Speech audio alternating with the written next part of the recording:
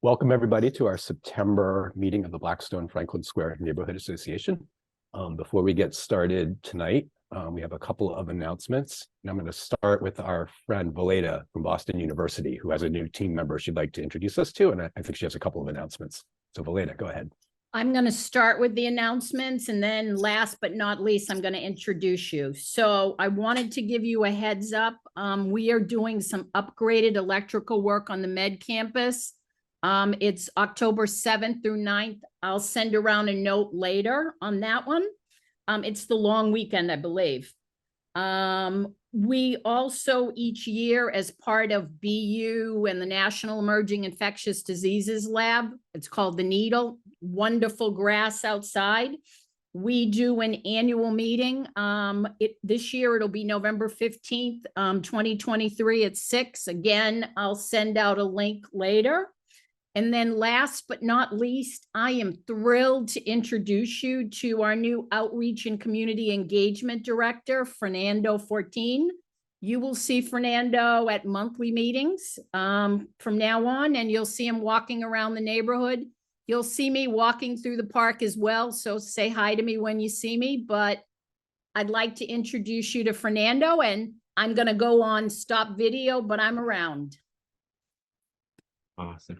Good evening, everyone. It's just nice to get to see everyone, and I hope I get the chance, as Valeda say, to meet everyone in person and have a successful partnership.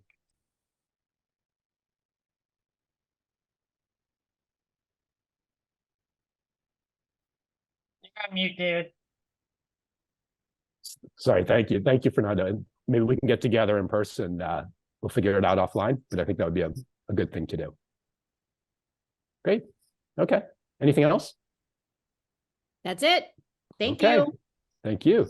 Heather, tell us about the pizza party. Yes, I'd love to. First, I was going to say, Valeda and Fernando, you should start saying that you have the nicest lawn in all of the city of Boston. I think you should take that. It's a golf course, really. Yeah. Beautiful green lawn. We were talking about that earlier, and the fact that if you go around it, it's a quarter of a mile. So if you go around it 4 times, all of us can be healthy. I see. Yeah. Or more. In all seriousness, it is like a hidden gem. It's at the end of my block on East Brookline Street, and it's like a hidden gem over there in terms of not only the lawn, but the needle. It is. It's in the grounds.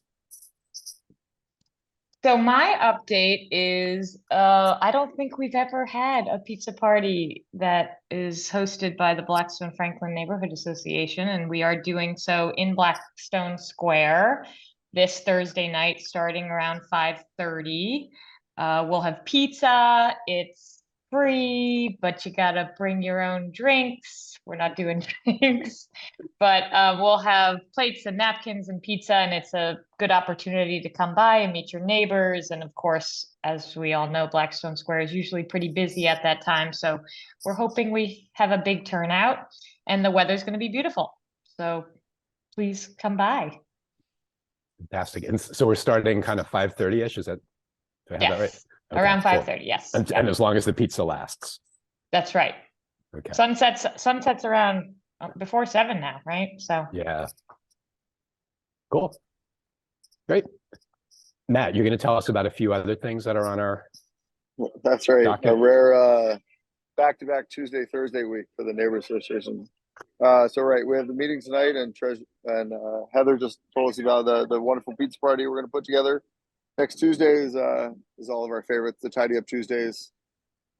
I may be treasure, but I really like trash. So 5:30 next Tuesday, and then a confirmation that a free parks permit was pulled for next Thursday, the 28th, by advocates for City Council meet and greet.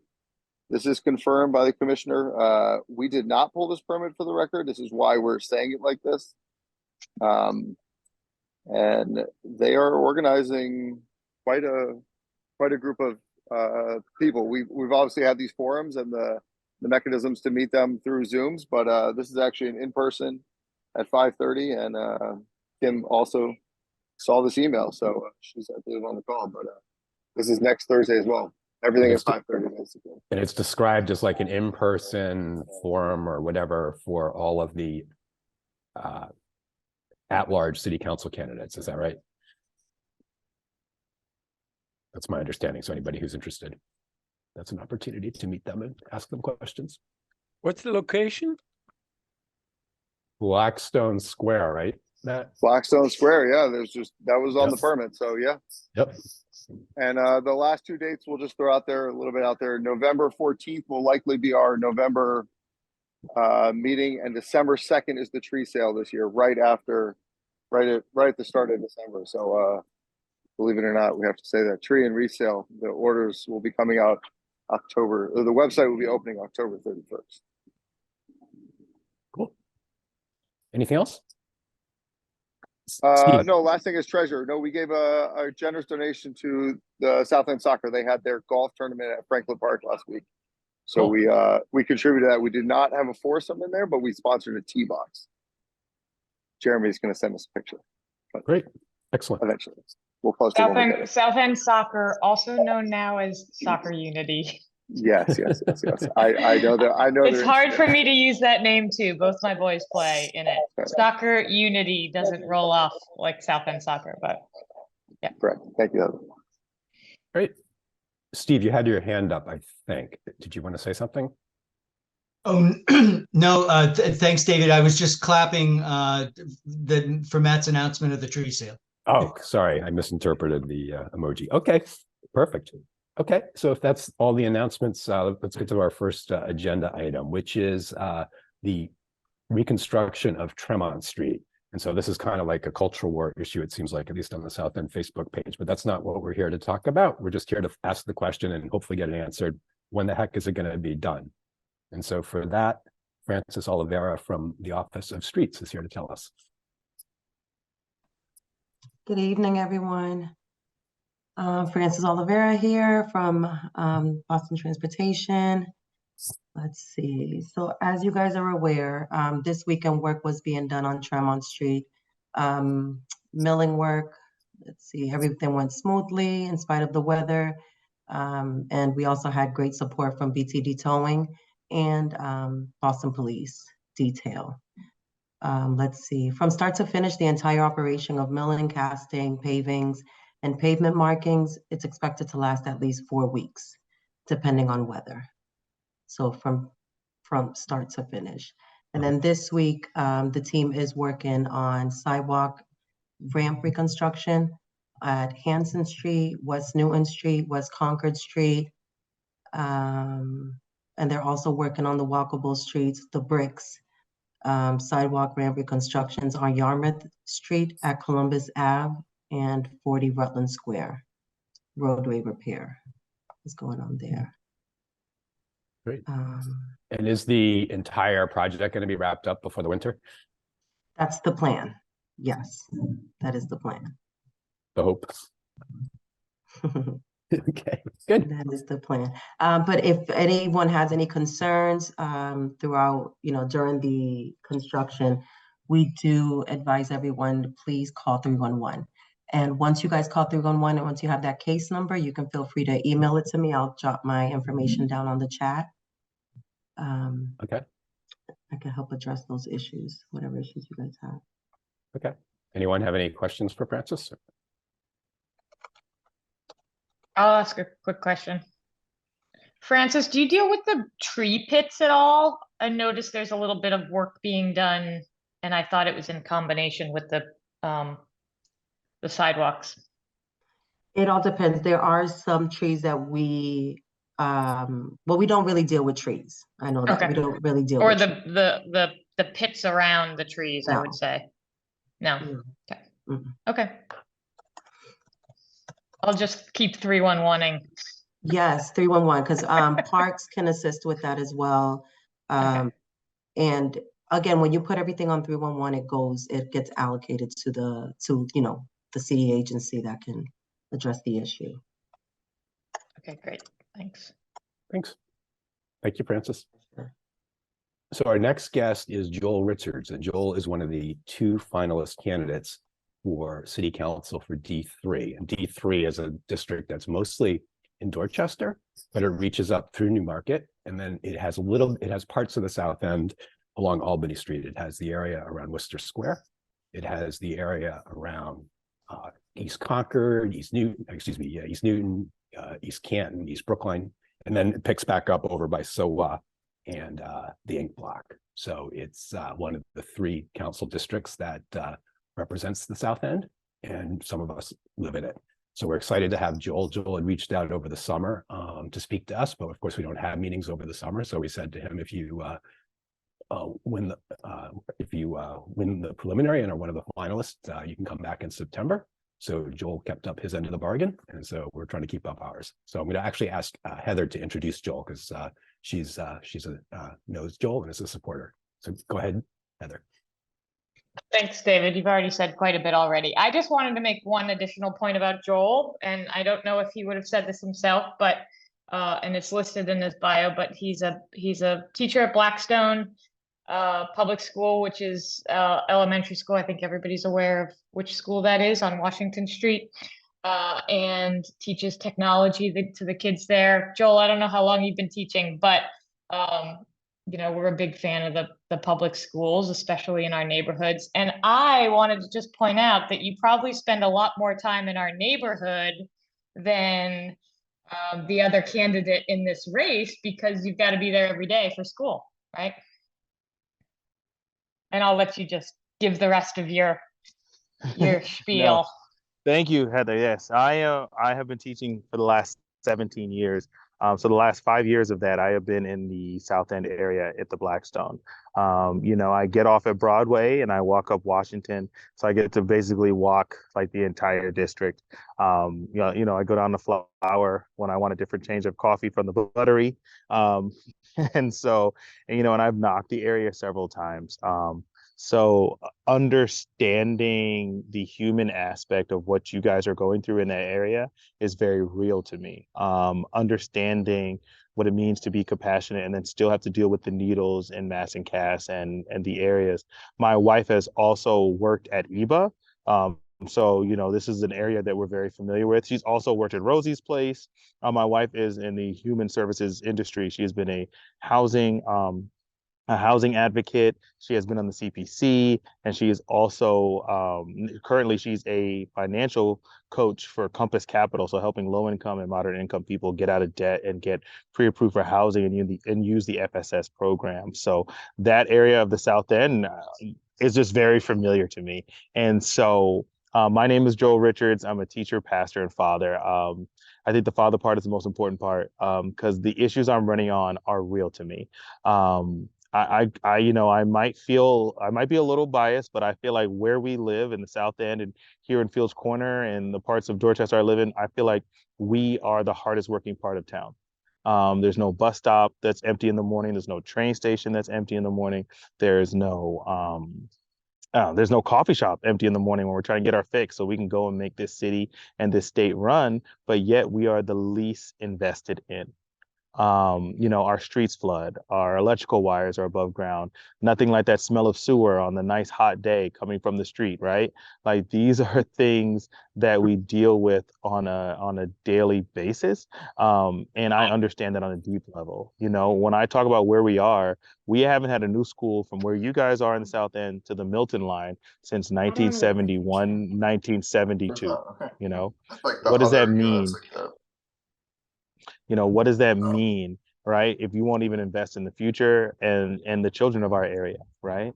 And if you're like me, you probably have friends that move away once a month, right? I lose a friend like once a month. They move either out of the city or out of the state because of the rising housing costs and because of the schools. And then the traffic is just like an insult to injury, right?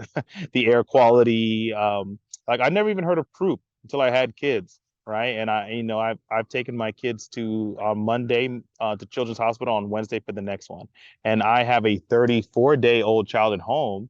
And my big fear is that he starts getting croup too. And it's literally from the air quality in the area. Right. These are issues that I want to tackle and work with you guys on every day.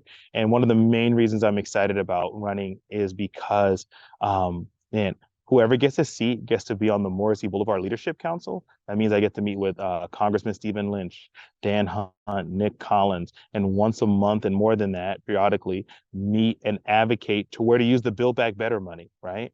This is where we build ourselves our new schools. This is where I want to bring back a policy we once had in Boston called Develop It or Lose It, where we actually take over old and abandoned buildings. Even in the South End, it's hard to believe in your neighborhood, there are buildings that have been vacant for long periods of times. Where, well, I mean, rats and raccoons do live in them, but vacant from humans for long periods of times, right? Where this should be used for families, to keep families and young people here so they stop leaving and stop abandoning the city, right? And feeling hopeless, right? So these are the things I want to work on every day. These are personal issues to me. I just talked to you about my third kid that was born. I have a 33-day at home. We still live in a 2-bedroom, right? So all I want to say this is when I go to City Hall, I'll still live in a 2-bedroom with my 3 kids. My kids will still go to overcrowded, underfunded schools. And I want to work every day with you guys to get the funding and to get the investment that we have always deserved for the last couple of decades that everyone surrounding us has gotten, except for us. So thank you. I look forward to any questions you have for me. And thank you for having me here. Thank you for inviting me. And I did uphold my end of the bargain. I made it through. So yeah. Yes, you did. Anyone want to start with questions for Joel?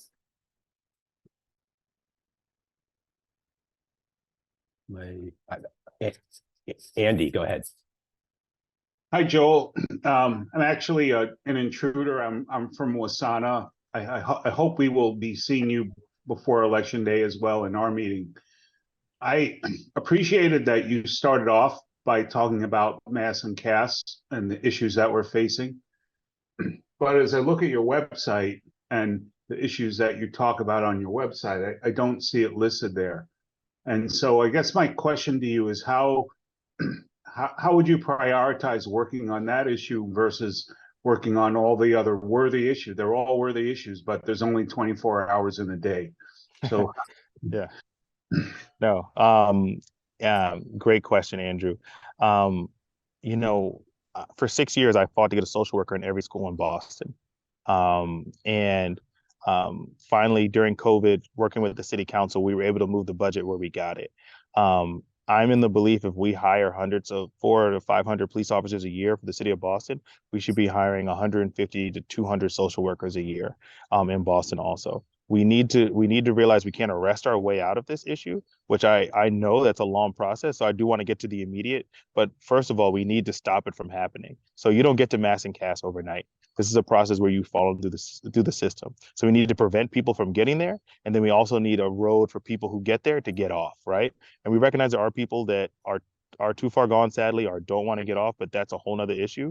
But the problem is growing daily by the day because we don't have a mechanism to stop it and we don't have a mechanism to get people off, right? And we also need our services spread out. All right. We can't, the reason why it's where we live and in the middle of it is because that's where you go to get your services, right? We need our services spread across the city and in other neighborhoods. So there's other places for them to go, but also without the proper mental health and social services, the problems will just grow in different spots, right? And so I feel like if we, separate our services out where there's treatment throughout the city and where if we also provide the social structure and social workers to keep people off of mass and CAS and to help people get off, this is a problem that we could start to mitigate immediately. Also, I talked about using that Build Back Better money. This is money that we can use to build back the bridge, to get to improve the facilities on the island, actually, so people can get the treatment that they need. Once again, spreading out the services, not just one place, right? And so this has to be done right now, because if we keep waiting, the problem is going to grow and grow and grow, and we're going to move to some sort of apex event where something really bad happens, right? But this is something we can start. We can instantly, within a couple of months, we can hire hundreds of social workers. Within a couple of years, we can hire hundreds of social workers, right? To start working on this. Within a couple of years, we can get the bridge rebuilt. So yes, I really want to move. I feel like we also have to admit this is a failure by the state and by the city that we haven't done this already too. Right. And I want to make sure that I recognize that and recognize what you're going through. You shouldn't be reporting needles. You shouldn't be on 311, or you shouldn't be calling 911 to save lives in the middle of your neighborhood for people ODing all the time. That shouldn't be a common part of your life.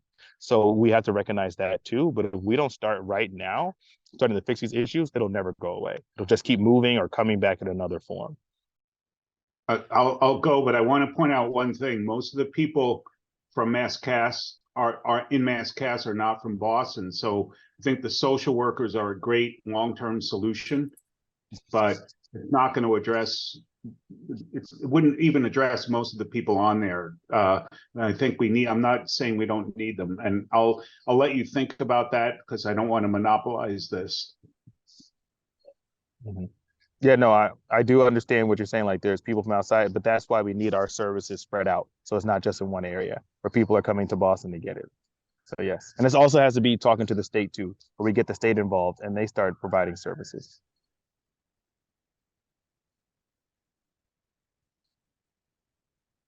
Anyone else have a question for Joel? I have one, but before I ask it, I'm going to give anyone else a chance. So Joel, let me ask you about affordable housing, which is obviously a huge issue, and I'm sure one that you've given a lot of thought to and spoken a lot about, and just ask you to sort of lay out your thoughts there and touch on, if you will, some of the things that other people have put out there, including Mayor Wu, like rent control and where you stand on that, increasing the IDP share, and transfer taxes, or anything else that you might care to speak to. Yes, thank you for that question. I see a lot of that going forward, but my big thing is I feel like right now our development is on the top and our development is on the bottom, and where a lot of people in the middle are being missed. Our working class, middle income people that go to work every day can't afford to live in this city. And where I want to see that is where I feel like the city needs to start buying the rundown houses and abandoned houses and building, like on my street. I live in the middle. Like I've been to the South End and I've seen the Sahara and other buildings that are just sitting there, been vacant for a long time. On my street in the middle of Dorchester, there are two houses that haven't been lived in over a decade and another house that has just been gutted and left. Right? There's a lot of people sitting on houses. We need to bring back develop it or lose it.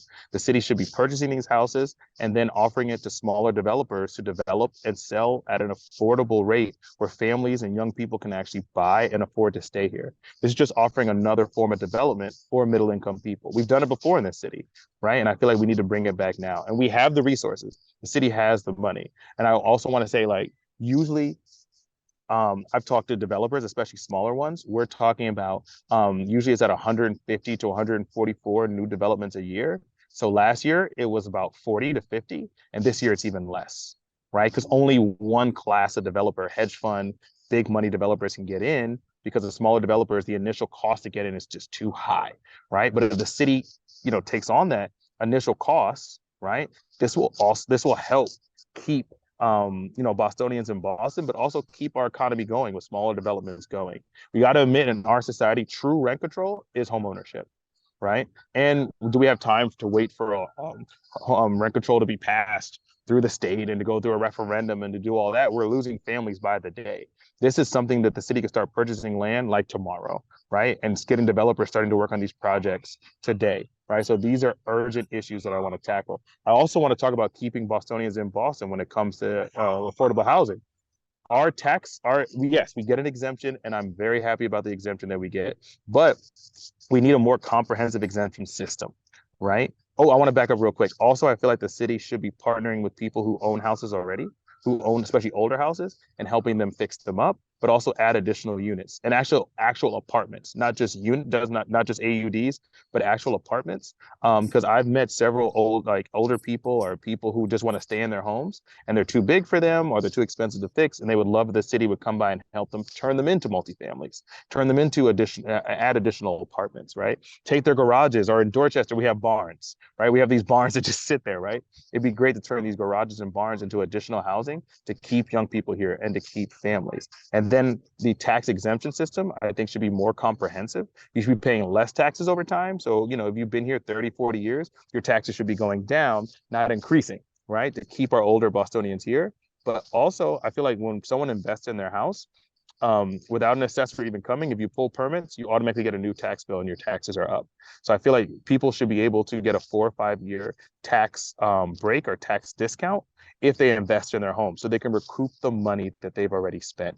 These are things, I think they're very practical and pragmatic and easy to pass, and things that could affect us immediately, helping not exacerbate the housing crisis, but actually help and keep Bostonians here. So I hope that answered your question. Yeah, it did. Thank you. Anybody No else? problem. I have one more question for you, but anybody else? Let me ask you this, Joel. You sort of maybe uniquely, you're running for office. You're hoping to set policy, but you're also a teacher. So I'm just curious, with your teacher hat on, what's the one thing you think the city of Boston could do, and maybe as a counselor you'd hope to advance, that would really help the Boston public schools, and yet is somewhat achievable in the near term? Like, what's the one? Oh, all right. So kick up your feet. I got an hour long. Okay. No. I teach little kids, so I'm known for my brevity. I keep it short. So no, I think the one thing is we need to return back to community schools. We really need schools where people can walk to them. And I really feel like if in the suburbs and in other parts of the city, they're building new schools like it's going out of style. Even where the Blackstone is, they could build a new school on the playground, knock down the old one, and build a world-class athletic facility with a pool and track where the community goes and gets to know each other, where the community and the kids go to learn how to play instruments and to learn how to swim and run track. And there's track meets and football meets and soccer goals, turning our schools into community centers, into community, not a community center, but a center of the community, if that makes sense. And that's something that could be done in the next 3 to 4 years, right? We have the money from the state, we have the money from the federal, and we have the money in the city to get that done in the next 3 to 4 years. That could change the entire trajectory of our city. Like, I have worked at the Younger Tivers in Mattapan. There were 4 houses in front of it. 4 buses showed up every day to take those kids to 4 different schools. I have 2 kids in 2 different schools with the same start time and different end time. Right? My wife makes an illegal U-turn every morning with the help of the crossing guard. Everyone's safe, to get my kids to school on time, right? These are things that within the next 4 or 5 years, we can end in Boston forever, right? My kids don't know anyone in their neighborhood, right? And when I meet people at the door, they're like, yeah, my kids don't know anyone in their neighborhood either, because they don't go to school with them, right? And I feel like when you said in the immediate, I feel like that's like the first step. That's the first step to get buy-in. That's the first step to build community culture, right? Like you guys even have a culture here, and I hear the inside jokes and like things there. That's the same thing you need at a school to make it successful. And I think that's something we can do in the immediate, right? If we start to break ground and start to make the projects there, right? And we've seen it happen with private entities, with charters and other things. So I think that's something I know, and I don't think that's controversial either. I think that's something that all the parents want here too. Perfect. Well, thank you, Joel. Last question. Where can people find out more about you online? Man, my favorite question. All right, so I know joelrichards.org. Please, I have great goals here, but I need your help. I always have 3 asks. Tell your friends about me. Vote for me. And please pray for me. Not just because I have a young kid at home, but I really am working hard. I hope you feel it. I want to work for you guys every day. I don't want to go into City Hall fighting. I don't want to go in there arguing, right? My wife and I went to enough marriage counseling where I know that doesn't work, right? No, I want to go in there doing the work, right? Like I want to unite parent groups. I said this before. I really feel like the new district I'm excited about. We are the forgotten Fields Corner, Jones Hill, Uphams, and where you guys are, because we've been controlled by super majorities that surround us for a long time. And I think they messed up and they put us all together because we're tired. We're tired of fielding all the issues that we're having. We're tired of being where all the services are. Yeah, we're generous. Yes, we're loving. Yeah, we are these things, but at the same time, we're just asking for the investment that everyone else around us is getting, right? I guarantee if we walk through 90% of our schools, our kids can't drink the water fountains out of there. That's not the case in other parts of town, right? That's not the case in other parts of the city. And so I want to be that person that unifies parent groups, unifies housing groups. I want my office to be where we come together and write policy that changes the city forever, and that we get the investment that we've always deserved. So please go to joelrichards.org, sign up, get a lawn sign, phone bank for me. Please donate if you can, and I would appreciate you guys so much. And if you get me in there, I promise you I'm gonna work hard for you. Terrific. Thank you, Joel. Thank you, guys. Thank you. Thanks. So one of the things we try to do at this meetings is be a forum for people to find out about all the great resources and things that exist right here in our corner of the neighborhood. And one of those is the Blackstone Community Center. So Marco Torres, who is its director, is here to tell us a little bit about what they have there and what goes on. So go ahead, Marco. Thank you so much for the invitation. Heather, I want to thank you for connecting me to this neighborhood association. A little bit of background on myself. I've been a municipal employee going on 18 years. The first 7 years, I worked under the Menino administration as his liaison to the Latinx community in his Office of Neighborhood Services. And then I transitioned in 2011 over here to the Blackstone Community Center. I was the program supervisor, or what is considered like the assistant director of the site for about 11 years. And about 2 years ago, I took over the directorship of the community center. Best part about me and this community center is I love to tell our young people is 30 plus years ago, not to age myself, I roamed these same hallways, ran up the same stairwell, and used the same spaces and activities that they are currently using now. So for me, it's a full moment circle to not only be a product with the community center, but now being able to give back of my services back to the greater community in which I'm here to serve. Born and raised in Via Victoria, so I know the South End from way back from where it was to where it is now. So I even though I don't live in the community anymore directly, I still feel that I'm still a diehard South Ender for my entire life, because I come here 5 days a week and do the best that I can in the role as director of the community center. Just a little bit of background on the community center itself. For those of you that don't know what Boston Centers for Youth and Families is, Boston Centers for Youth and Families is the Youth and Families Division under the Office of Human Services for the city of Boston. We have 34 community centers in the network.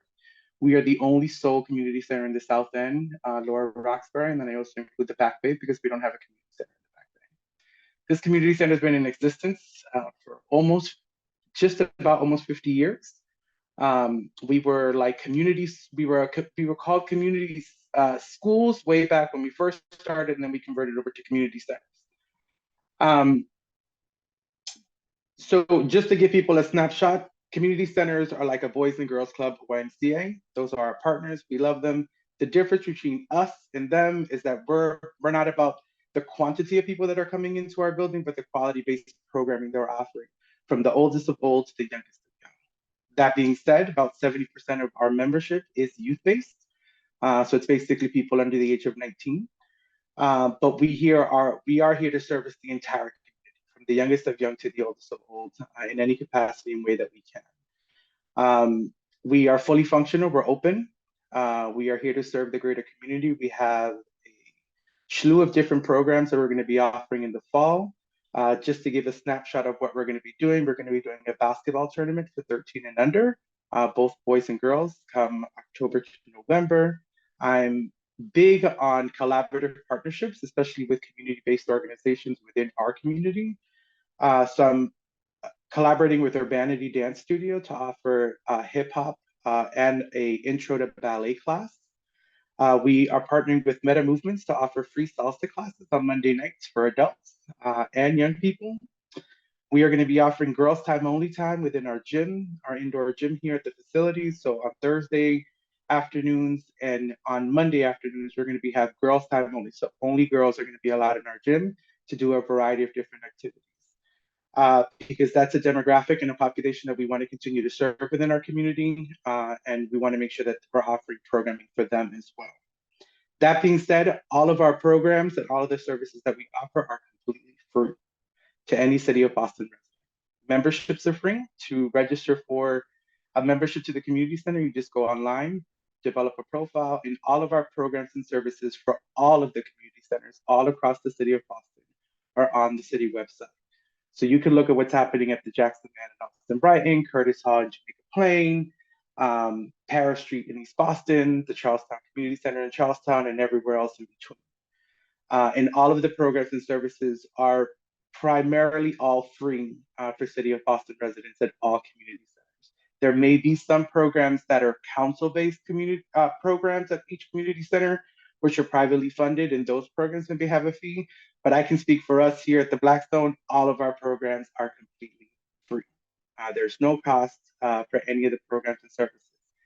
That being said, any ideas, any thoughts, any visions that any of you may have, or any members within the South End community, please email me and let me know so I can do the work to try to bring those resources and those services to the community center.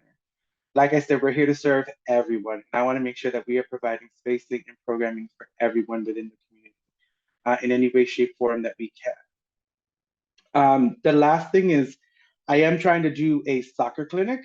Heather, I still call it South End Soccer as well.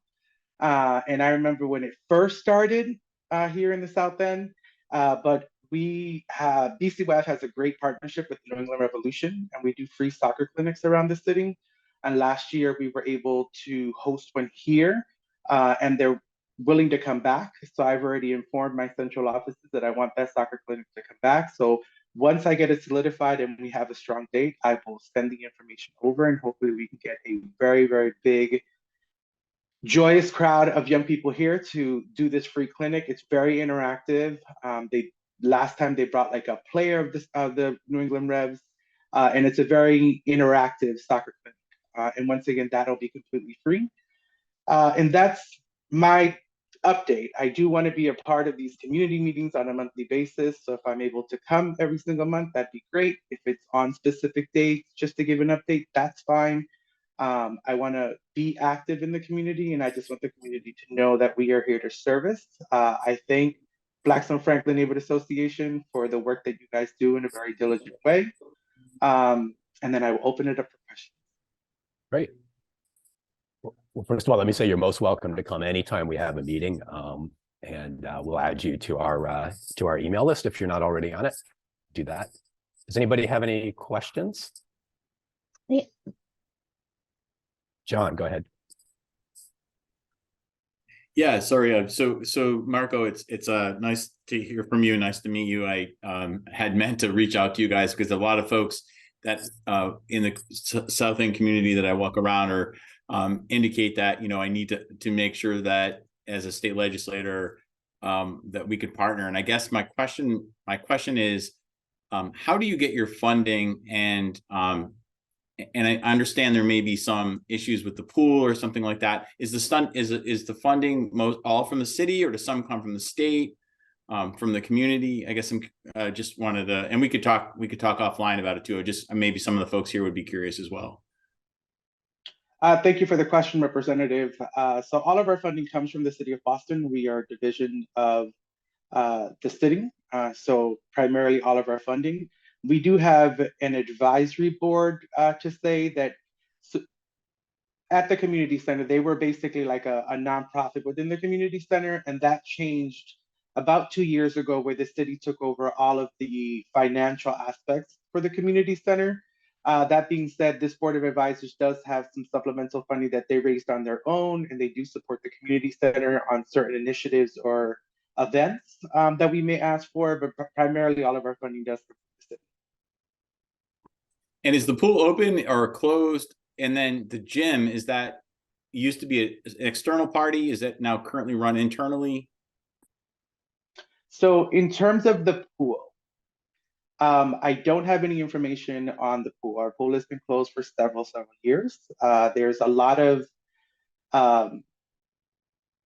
issues with the pool. That being said, the pool is very severely old. It's a true gem of the community center.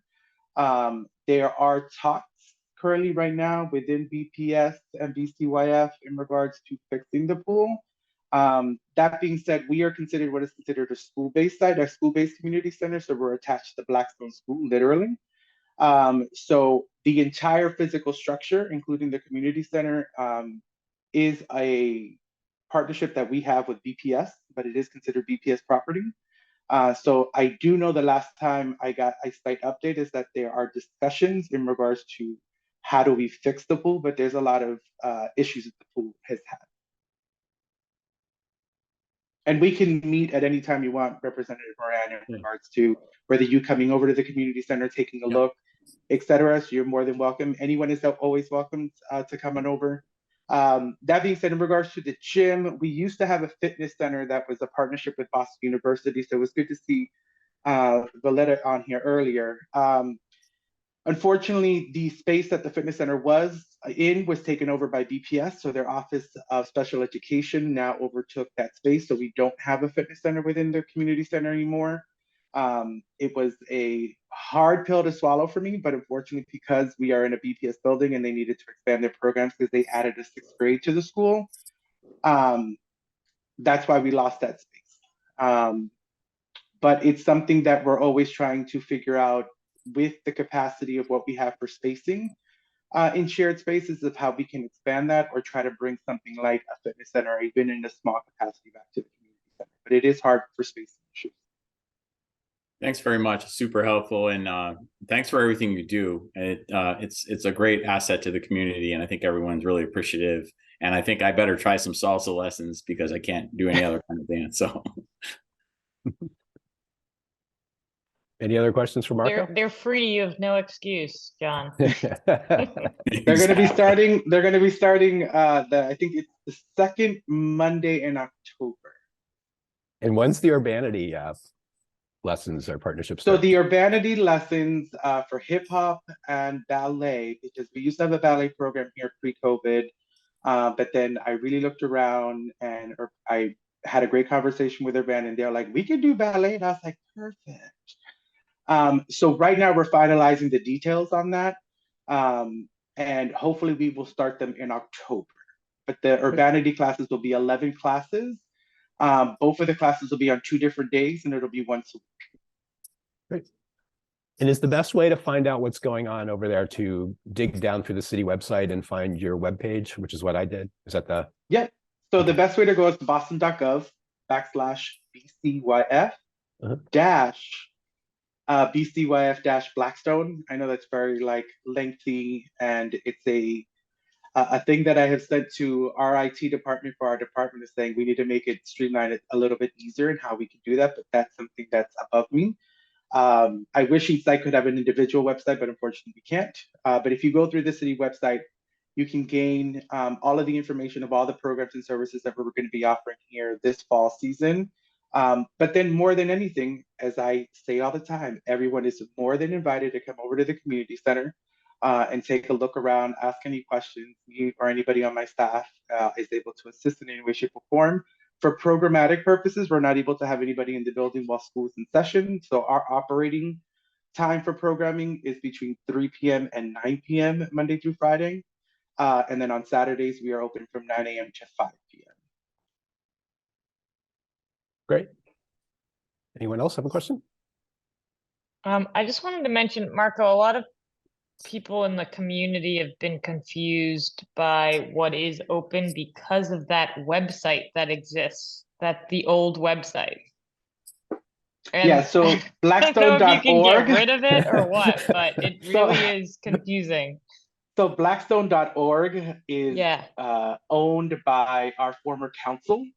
So I have sent the feedback to them to try to figure out how they can discontinue that website, but they are still, I guess, in a way active. So they're working on trying to figure out how they can, remove the domain. I don't know the legality in regards to how long they have a contract for it, et cetera.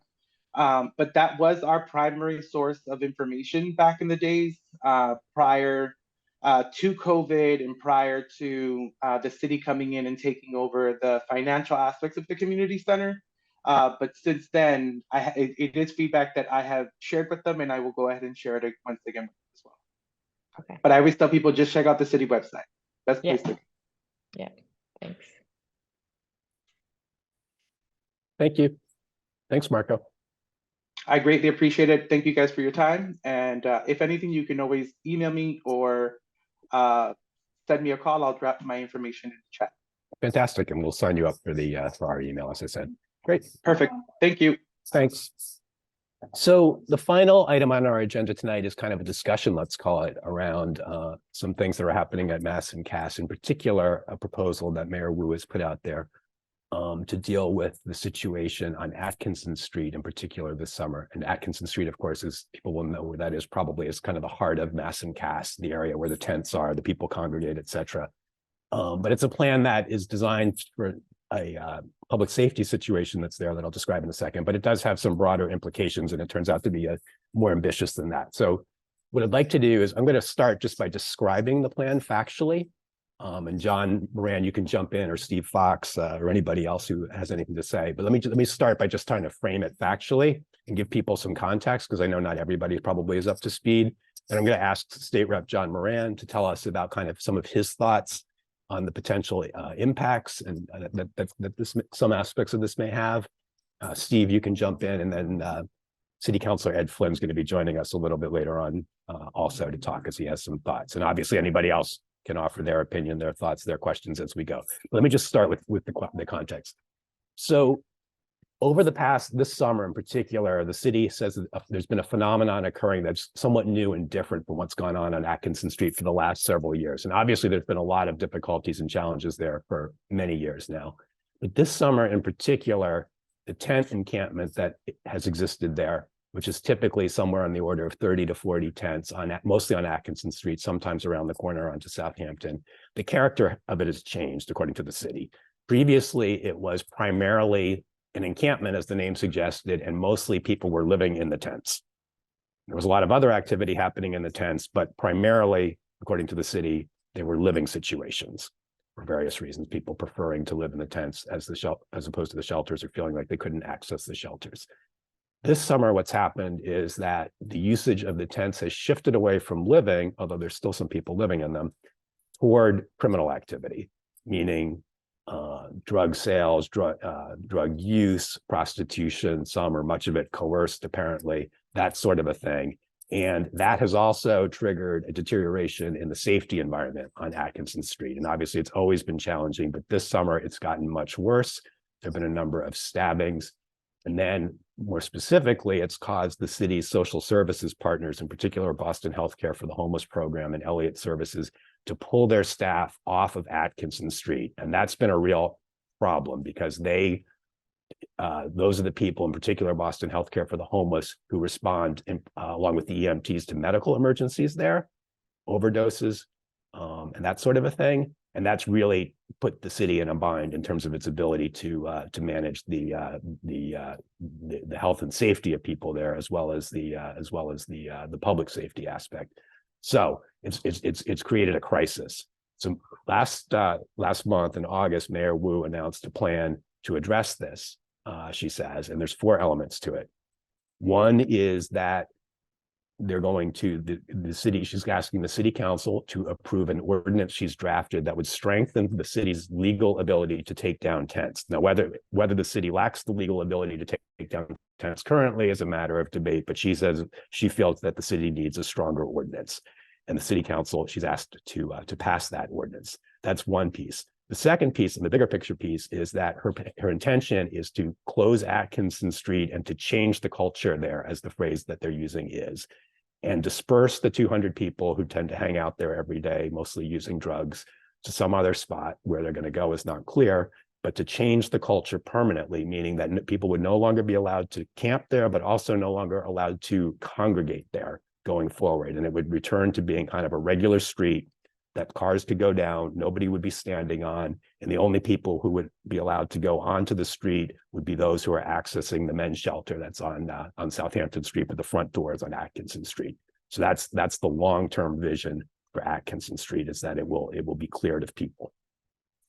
To effectuate these two things, she has these two elements of the plan. She has 2 other aspects. One, she wants to create a new shelter that's aimed at people who are currently in tents on Atkinson Street, and that would be located at 727 Mass Ave would be the front door, and it would be in the Kramer building, which is a city-owned building that's at the corner of Mass Ave and Albany Street. So if you think about going down Mass Ave and where BMC is and that overhead bridge, most people can probably visualize that, where you pass underneath that overhead bridge.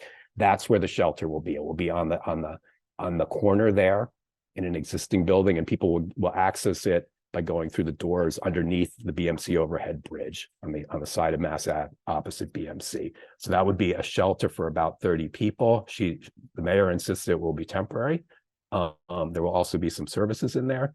And then the 4th element is that some of the medical services that are provided currently at Atkinson Street, mostly in connection with addiction-related medical issues have been shifted already onto Albany Street into A Hope, which is the people may know is the site of the needle exchange currently on Albany Street. So that, if you can visualize BMC's ambulance bay there on Albany Street by the corner of Mass Ave, it's a building more or less directly across the street.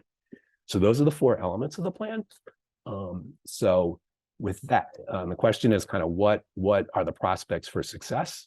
And then also, what are the implications for the south end? So with that as context, I'm going to turn it over to John to start the conversation. Yeah, and Steve, did you want to go before me, or do you want me to go now? No, please, John, forgive me. Yeah, I mean, so I think one of the benefits I have of being in this role, even though, you know, just for 3.5 months, is I get to walk around the south end. I get to talk to a lot of different leaders. And, you know, before, you know, this summer has been a tipping point, right? So you might want to say that the criminality's gone up. We know that from statistics, that's factual. But also, you know, there's been a lot of activity on the Southwest corridor. So Bob Barney and that team on the Claremont Neighborhood Association had volunteers cleaning up needles. We know we've seen activity elsewhere. We've had incidents on Rutland Square. We've had incidents. So it's a tipping point where something's got to change. And so I called for the tents to be removed, to remove the criminality, because I was down there on Atkins Street volunteering, talking to the police persons. They're telling me they can't get it, they can't see, they can't arrest people because there's tents. So I agree, and I think a lot of people agree that can't continue to go on. We can't have women being trafficked. I mean, you're seeing young women being dropped off at the end of the street. So it's got to change. So I think we're all on the same page there. But what doesn't make any sense to me is to completely close down Atkinson Street, including the engagement center, which was the city spent millions of dollars on. They're going to close everything down. And as I think, as you know, David very eloquently described, the sum of a couple parts is equating to moving Mass and Cass to Mass and Albany, which is at A Hope, as he described. Boston Healthcare for the Homeless is offering services there because they've kind of fleed the Atkinson Street already. Then we know that across the street we're going to have a sleeping area. They don't want to call it a shelter, and I don't want to have any disrespect to the city officials on the call here. They don't. It's called a sleeping area for 30 persons who have. I'm told sometimes they've been identified. In other calls, I'm told they're not really identified, but apparently there's some folks that have needs outside of the traditional shelter system that they've identified. We've gotten, and the key here is that we learned through forensic investigation that there's also going to be some kind of services. We were first told that those services were Boston Healthcare for the Homeless services. And then today on a call, I think probably better news is that no, those are also temporary services to the individuals that have allegedly been identified that allegedly be sleeping there, and that this whole Creamer building or the 727 Mass Ave will sort of be temporary, and that those individuals, as they get placed, there's 30, it'll go to 28, 20, no time frame was given. Folks, it's just a terrible idea, right? We're already in the neighborhoods. I get calls every day. I get emails from young parents whose kids are picking up needles. I get daily emails from the Southwest corridor, as I've said. So how can it be a good idea to shut down Atkinson Street and move those people closer to the high density residential areas? So I've pushed back. I've asked politely. I've texted, called the mayor. I've done everything I possibly can. The answer is no. We're going to do this plan. In what makes it more ridiculous is they're going to close down the entire street, including Atkinson Street, and then they're going to reopen at the engagement center at one point. So, I'm not just about complaining. We're also about what are the solutions. So, using the amazing folks like, that have been involved in this, for years, a lot long before I was involved with this, you know, Steve and Desi and Andy Brand and all the folks that have really understand this issue basically said, why don't you just keep the you know, on a limited basis, if there really are only 30 people and it really is only temporary, just have them, you know, sleep in the engagement center, the multi-million-dollar engagement center for a small period. And then, you know, and also, you know, the thing that's coming about is that there's really not a really a solid plan to have all these individuals, where are they going to go during the day? So we understand they're going to go to day shelters, and they're going to be, there's it didn't come up on the call today, but there's going to be a van moving around, and questions come, are you going to be able to really arrest people? How's that going to be different tomorrow than it is today, where you're not arresting people for using drugs on the street? So I guess the bottom line is, and I'll stop there, but it's a bad idea. It's bad for Suffolk District 9, which includes the South End, parts of Lower Roxbury, and parts of Dorchester, including the Polish Triangle. We've taken on our burden. We already have 3 shelters. We don't need any more. We care about these people, but most of these people, keep in mind, are not from Boston, right? They're coming from all these areas. So we, in the South End, have to take on this additional burden for folks who aren't even from Boston, while we see, and I haven't said this before, but it's a reality that's happening. We have to see our real estate values get devalued. We have to see us volunteering when we should be. I mean, some of these folks that are volunteering on the Southwest Corridor are also planting the flowers. It's like what is going on here? Enough is enough. That's my opinion.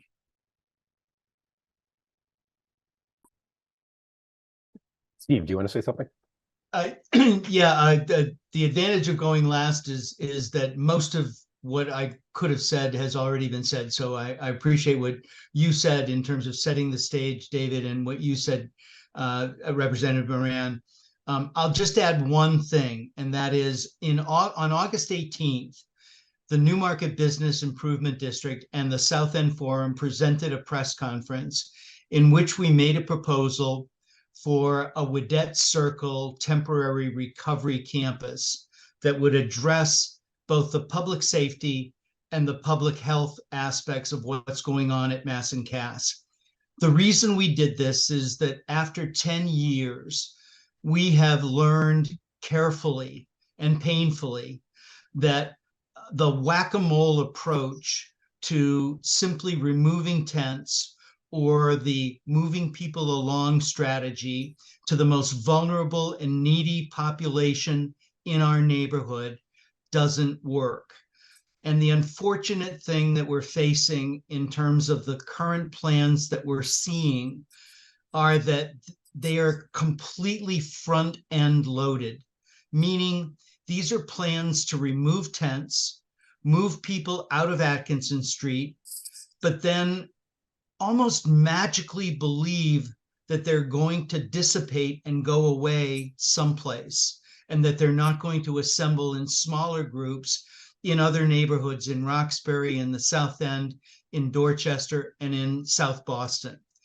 So what we planned and what we considered to be essential to any effort on the part of the city is, yes, the tents need to be removed as a public safety hazard, because there's a lot of stuff that both John and David have indicated is going on there that is out of police view. So the tents have to go. But we have to accommodate the fact that these are folks that need treatment. And as quiet as it's kept, people coming out of detox, and there are a lot of people at Mass and Cass that have been in detox 6, 7, 8, 9, 10 times in the past 6 months. There's no place for them to go, meaning that the normal recovery options that should be available to people are not there for people to enter into. So when we talk about outreach workers reaching out to people in the environment of Mass and Cass, yes, they are doing God's work, and we love the fact that they're reaching out to these vulnerable people.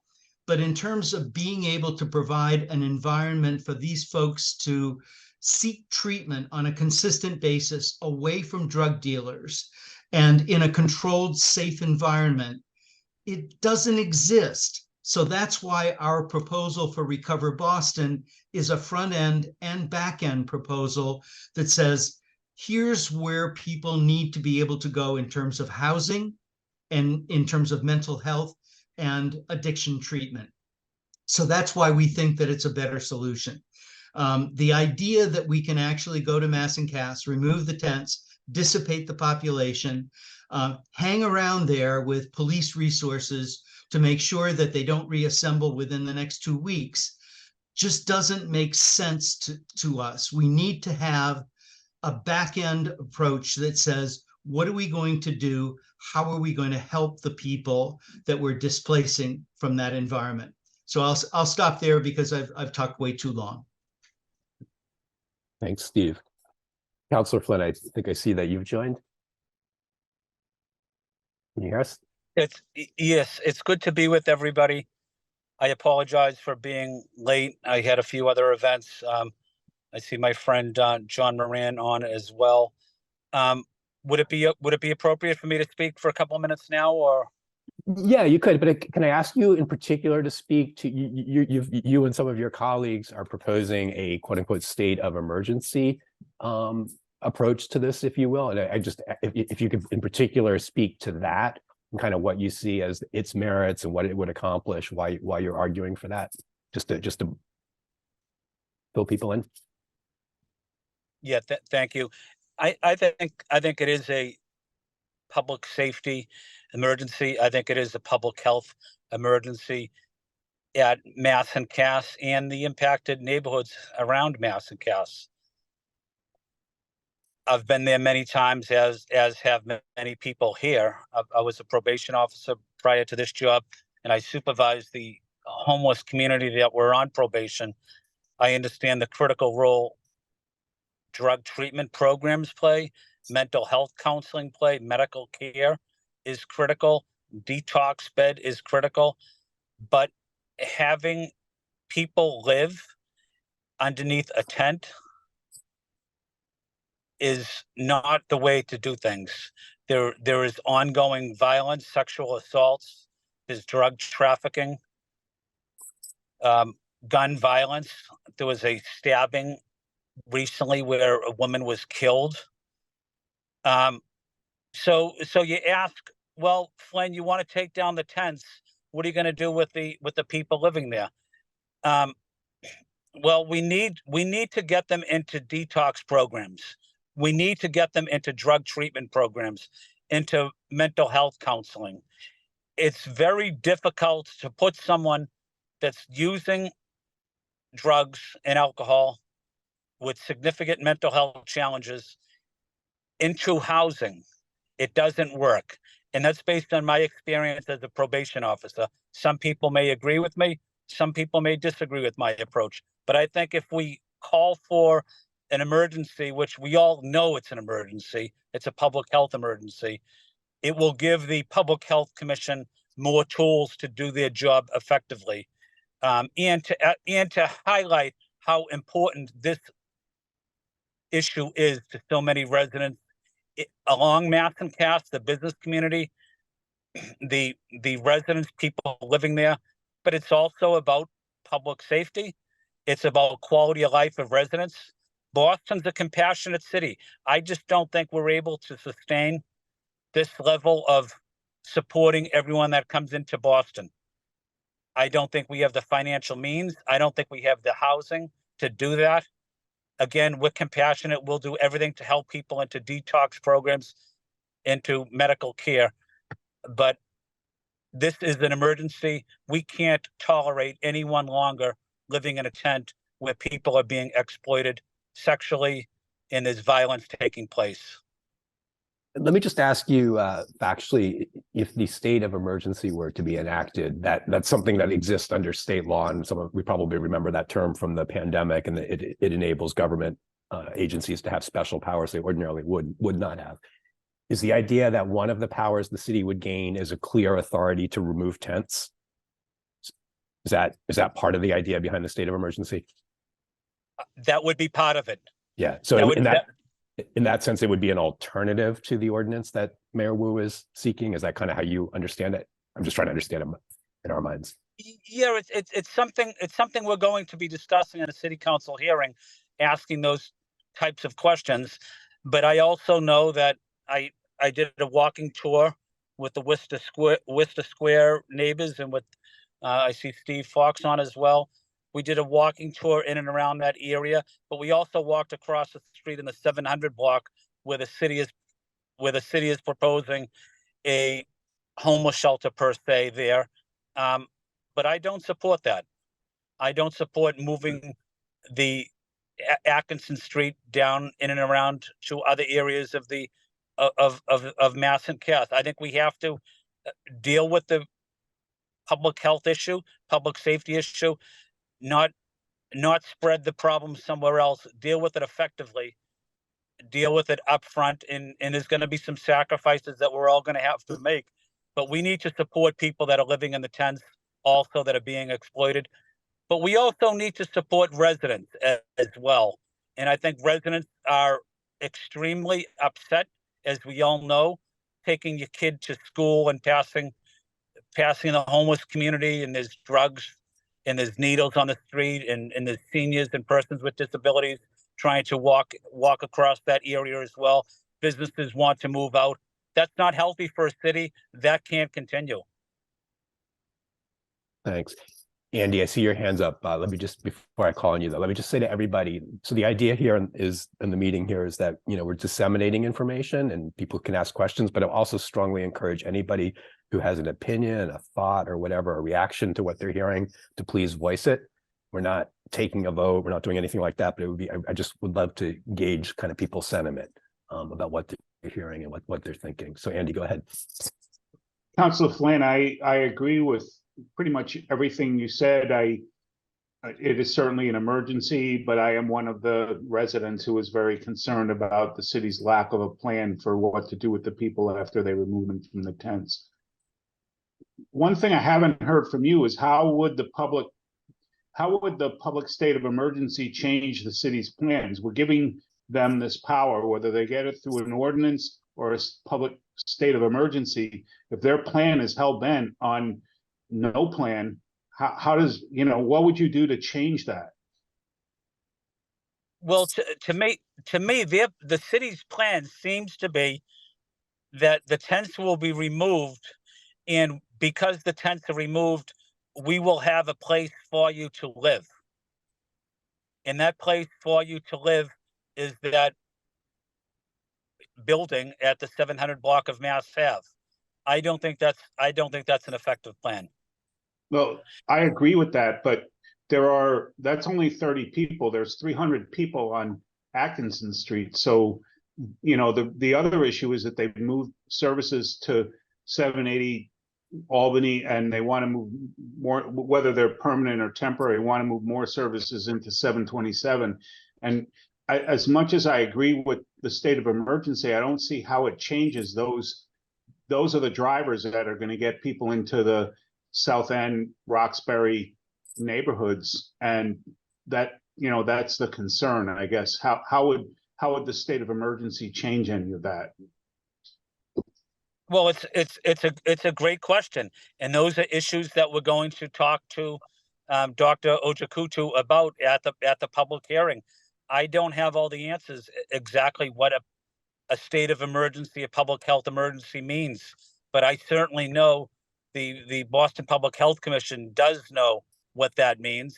Maybe they're against that, and that's their right to be against it. But I would at least like to learn about their reasoning for being for something or against something in informing the residents instead of just telling us what is going to happen.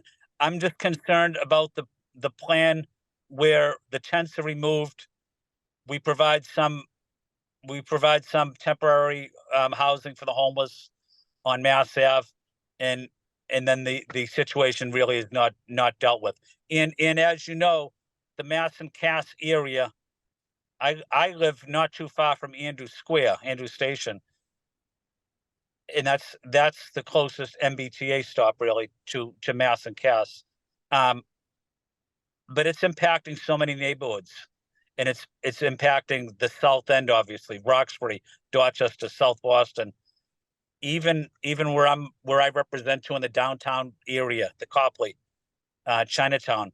You know, I think we have to deal with this issue effectively up front and make tough decisions and acknowledge that there's going to be pain in our decisions.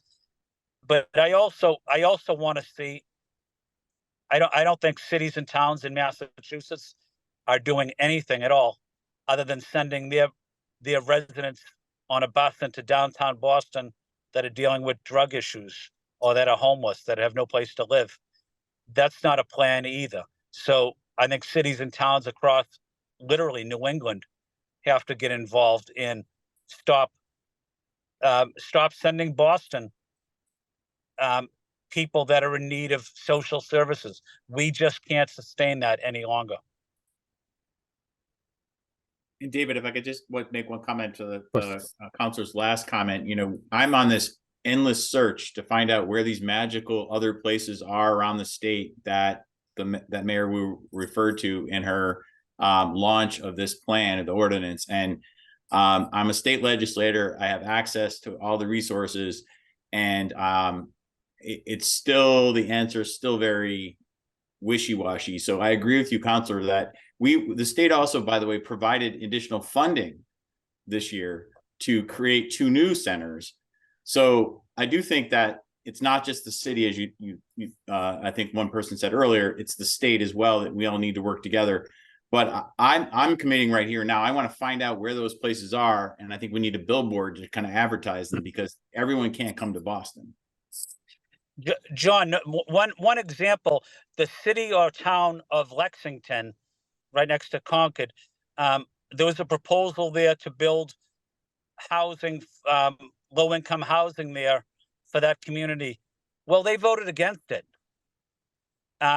So people that can't afford to live in Lexington or Concord, that may have drug challenges, medical issues, naturally they'll come to Boston. But cities and towns have to play a role as well and provide positive leadership. They're not doing that, as we all know. Yeah. And there's a difference between the low threshold housing funding and alleged locations that exist, and then the overall MBTA plan of having high density housing near. But I don't want to get. I'm getting off track. Sorry, David. And let me make my final point, and then I'll stop. I've been going to the meetings, Steve, you've had for 5-6 years, and I try to make every single one of them. I made a promise and a commitment 6 years ago to the residents of the South End. I think we all agreed, and myself included, that we will decentralize services in and around the South End. I made that commitment 5 years ago, and that commitment to me still stands. So opening up more social services in that area is not a good idea. The South End has done their fair share of helping people in need, and that's the compassion in the people of the South End. But the neighborhood can't take any more services, in my opinion. Does anyone want to ask a question or offer a comment? Let's wait. What they've heard. Not seeing anybody. Let me. No, Bob, go ahead. So, Councilor Flynn, I've always appreciated your support for the South End. I've done a number of walkthroughs with you and so forth, and really felt your devotion. It was unwavering. My question to you is, in the absence of a plan from the Wu administration to handle the overflow of people who are ultimately going to come into the South End, do you know whether or not you will vote against this ordinance? Do you need to hear more information about it, or have you made a decision? On the mayor's ordinance that she proposed. I'm trying, well, that's my goal, is trying to have another option of taking down the tents, but not putting services back up in the south end. I would support the mayor's proposal, but I'm not in favor of, and I'm making that clear, I'm not in favor of adding a homeless shelter in and around the south end community. Okay, go ahead. So I guess the question is, can you be in favor of taking down the tents and being against the expansion of the homeless community, or beds, I should say, in the south end? And that's a decision I'm trying to figure out and get more information on. But I do know, and we all know, and we all agree that the tents need to come down. The tents should have came down a long time ago, but that's why I'm proposing another option, to put that other option on the table. I think it's worth a debate. It's worth a discussion. Okay, because I will say this, that once those tents come down, it is going to unleash havoc like we have never seen in the South End. We are already seeing numbers of people defecating in yards, on fences, in the alleys, sleeping on steps, more than I've ever seen in the 25 years I've lived here. Can you imagine what it's going to be like when those tents come down with no plan? No plan. It's helter skelter. And, you know, I just can't understand it. She promised to decentralize this area, and she's done nothing but make it worse. She being the mayor. I know. I understand. You know, I always say, and I don't know if, I don't know. I always say you have to hold your elected officials accountable on the city council, and I think they've been given a pass, in my opinion, on this issue for many years, and tried to dance around the issue, tried to dance around taking a position. You can't have it all ways. You have to come out and tell people what you stand for. But I think my colleagues on the city council have been effective in not taking a position, even though you, the South End residents, elect them, which is frustrating, because you deserve the same level of leadership from your elected officials, and I just don't think you're getting it. I agree. Steve. Yeah, just Councillor Flynn, thank you so much for the support that you have given. You know, several years you have been in the forefront of saying that we need to decentralize, and really appreciate your commitment to continue to argue that point of view. Here's the way I see this unfolding. On the 28th of November, the City Council will have a hearing on the ordinance, the mayor's ordinance. The issue of a new shelter and services at 727 Mass Avenue is independent of the consideration of that ordinance. In fact, we learned today that they've already received a certificate of occupancy for 727 Mass Ave for their intended use as a shelter and as a service location. So we're kind of in the awkward position as a neighborhood of saying, yes, we believe that the tents have to come down, that it's a public safety hazard. We have to move forward on that. And whether it's through a declaration or through an ordinance, you know, it's irrelevant, whichever. All we're saying is that the mayor's desire to create a new shelter at 727 Mass Ave and new services, moving them from Atkinson Street to Mass Ave, is something that ought to be required to be debated as part of the city council consideration of this matter. And that if councilors are going to vote for the ordinance, it should be with the condition that the mayor makes a public statement that there will be no new services or shelters located in the South End or Roxbury. So that's one way that we can approach this in terms of trying to split the baby. It's important to understand that the tents are a public safety hazard. We need to move forward on that.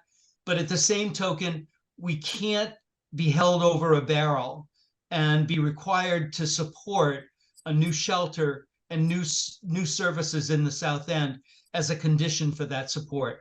That's my personal point of view in terms of this. And Steve, just to support that, I have heard from some, I'm sorry, Counselor, I have heard from other counselors that is their intent, to have this be a working draft where we remove the language about the South End getting a new shelter. Let me add, and I agree with your comments, Steve, but let me add one other point as it relates to this new potential shelter. I was there with the Worcester Square group and John and Representative Moran as well. And we were underneath where the location would be.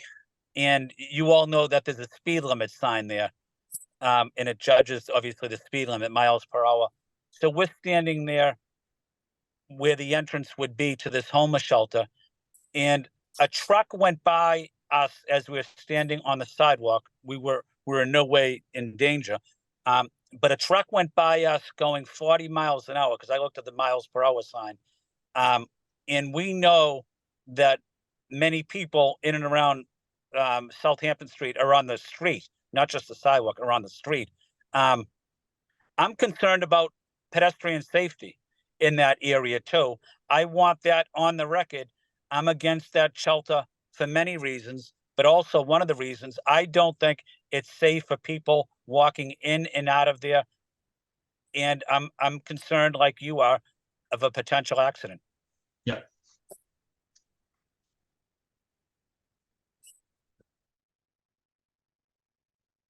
Any other questions, comments? Been up on 8:30, just when we normally wrap up. So let me just, maybe anybody's welcome to jump in, but let me offer the last thought if it is the last thought. So I tried to be fair and even and neutral, more or less, in my description of the plan at the outset, but I certainly don't support it because my major concern is that it's essentially going to move a large portion of Atkinson Street onto Albany Street, where the situation is going to be even less contained than it is on Atkinson, and much closer to us as residents and businesses. And I guess the thing that I really struggle with in hearing about the plan, and by the way, there've been 2 public meetings with senior officials from the Wu administration, an hour and a half each, explaining the plan. So we have had a chance to ask them questions. And then also Councillor Flynn, Rep Moran, obviously in their official capacities, have had a chance to do even more talking directly with the Wu administration. So I think we have a lot of information here that we're operating under. But what we've never heard is any kind of realistic plan or set of tools for what's going to happen with the people who are there now. And that's, by the city's count, there are approximately 200 people who congregate around Atkinson Street and Southampton Street most days, most of them to use drugs, some of them to sell drugs, etc.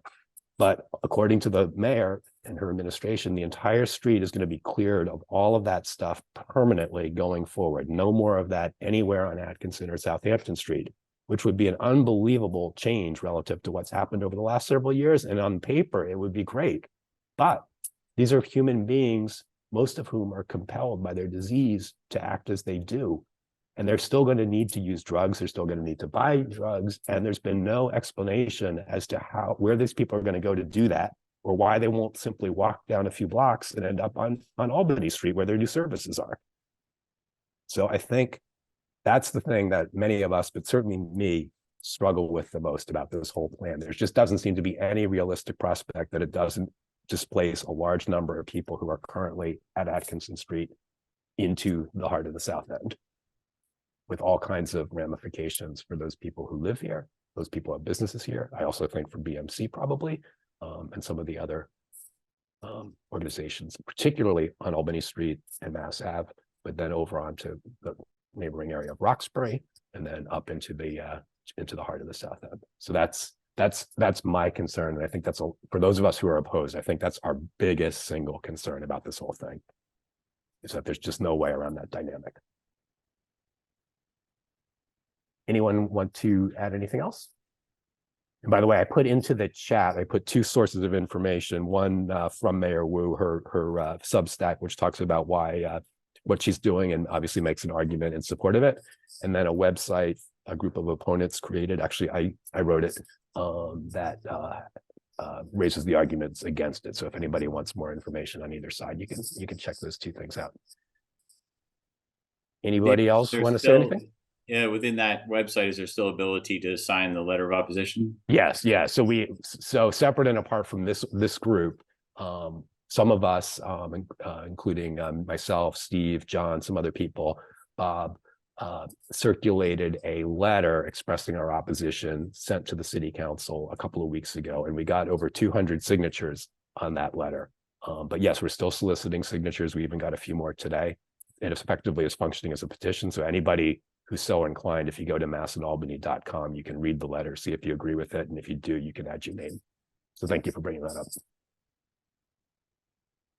Okay, terrific. All right, well, thank you everybody for coming. And hopefully we'll see you on a lighter note at our pizza party on Thursday, some of the other things we have, and then we'll be reconvening with our regular meeting in November. So talk soon. See you all.